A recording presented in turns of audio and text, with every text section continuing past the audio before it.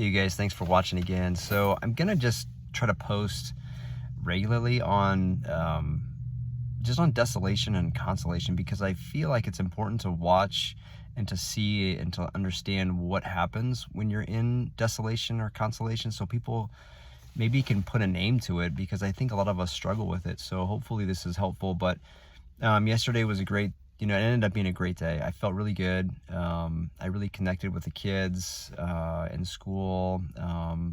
It was just a good day. Like, I just felt like everything was very fruitful. And then today, boy, I'm really in darkness today, and I just can't shake it. And I'm keep talking about maybe there's a good medication that I should get on to help regulate that, to maybe take off the edge a little bit.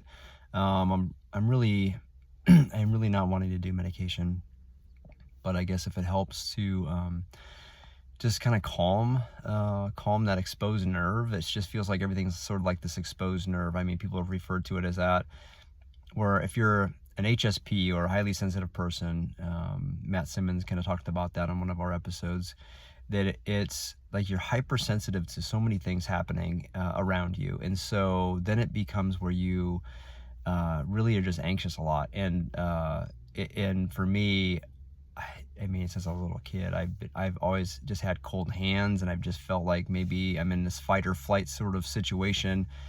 So maybe having something on board until I can kind of rewire things, maybe that will be helpful to kind of get me through those situations that are pretty dark. I mean, today's not too bad, but it's kind of been a rough day so far. And so I guess I just wanted to talk about a little bit about what that looks like. So from a Catholic perspective, St. Ignatius talks about desolations and consolations. He talks about, they're called the spiritual exercises. And Father Gallagher does an amazing job of talking through these on YouTube, and he's got a bunch of different series on that. But when you're in a state of desolation, and it can be normal desolation, you're just having a bad day, a bad week, month, year, whatever. You're just kind of, a lot of things are happening with life in general, and it's just kind of been a rough time.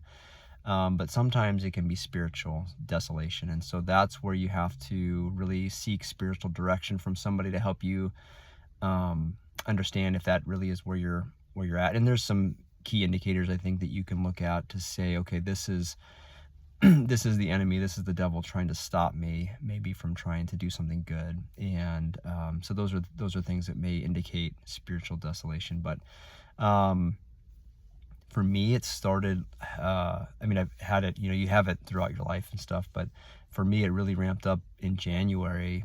And I was trying to indicate, okay, what are my triggers? What's triggering that? And if I look at it, I cut out sugar January 1 with a bunch of guys, Jonathan too.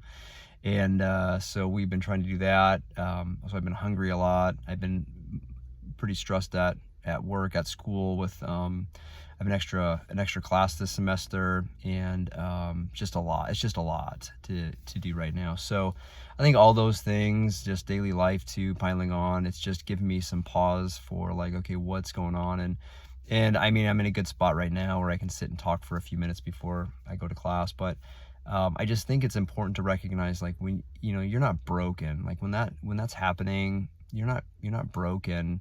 Like, God will bring good out of everything, right? So it doesn't matter how bad it is, God will bring a greater good from that. So I just encourage you. I'll try to keep posting, and just so you can see maybe for the next several days, like how that looks to go through the ups and downs. And when it comes to desolation, I guess two things to remember is it won't last forever. Like, you will get out of desolation.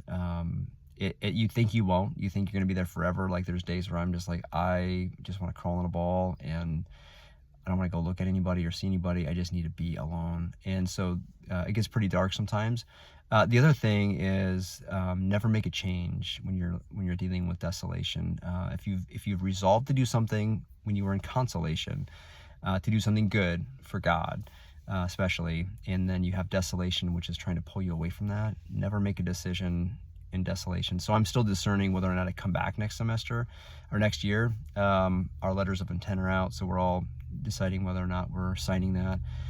So I'm really on the fence, and I'm just trying not to do it on a day like this where I'm kind of struggling. So anyway, good day yesterday, consolation, had some really good fruit today. Been a rough day, been dark. I just want to duck and run. I want to get out of here and just be by myself, but I can't. I got a responsibility here. So anyway, that's where I'm at.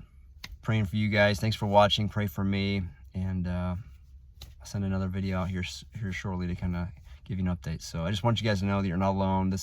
I mean, we're putting like a name and a face to what this thing looks like. So anyway, God bless you guys. Bye-bye.